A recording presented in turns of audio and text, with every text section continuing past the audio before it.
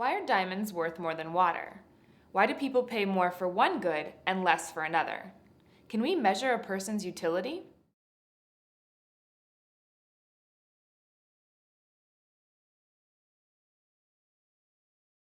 Hi guys, Praxgirl here. In our last lesson, I talked about the uncertainty inherent in all human actions.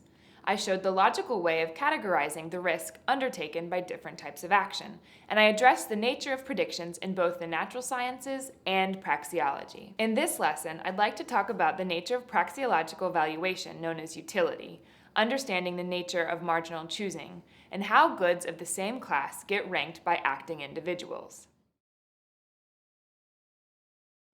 As we have covered previously, man acts to remove some felt uneasiness. He believes that the services a thing can render are appropriate to improve his own well-being. The importance attached to a thing on account of the belief that it can remove uneasiness can be called a thing's utility. What makes one thing's utility greater than another can only be determined by an acting man's action, and therefore, logically, any reference to utility in terms of action must refer to man's subjective valuation. Things in the real world have an objective and measurable use value. Some people call this utility, but this is not the same utility on which a man acts. A man only acts on his opinion of the use value a thing will bring him. Subjective use value is what we call utility. An example can help explain the difference. Jack wants to warm his house using coal. 6 pieces of coal may have the objective effect, or heating power, enough to warm a small room. But to Jack, the believed use value, utility, is that the 6 pieces of coal will warm his entire house. Because he believes that the 6 pieces of coal will remove his uneasiness, he uses the coal as a means to achieve his end. Praxeological utility is not always based on technological utility because we know there are many times when man fails to take into account all the relevant information needed when performing an action. He often acts in error and fails to achieve the removal of his uneasiness. In our example, Jack will never achieve warming his whole house.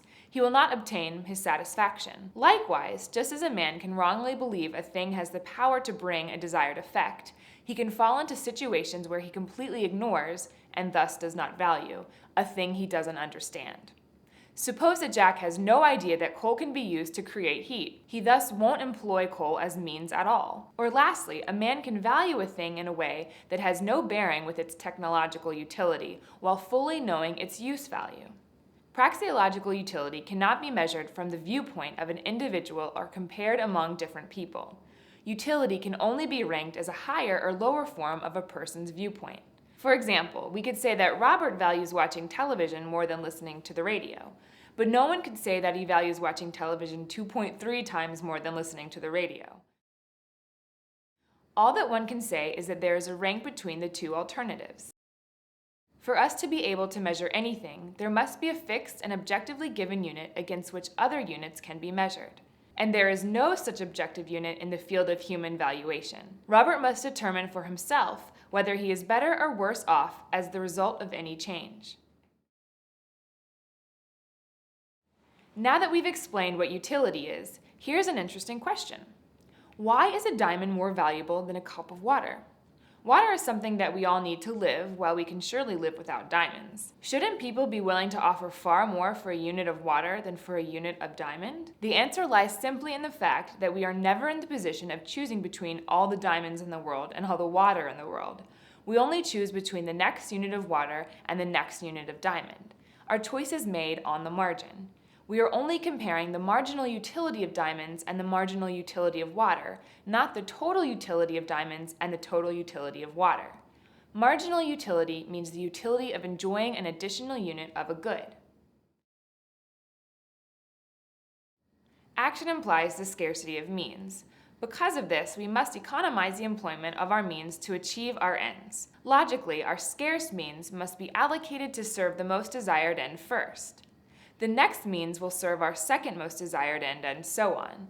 This means that each additional unit of a homogeneous good will go towards fulfilling a lesser desired end and therefore providing us with a lesser marginal utility.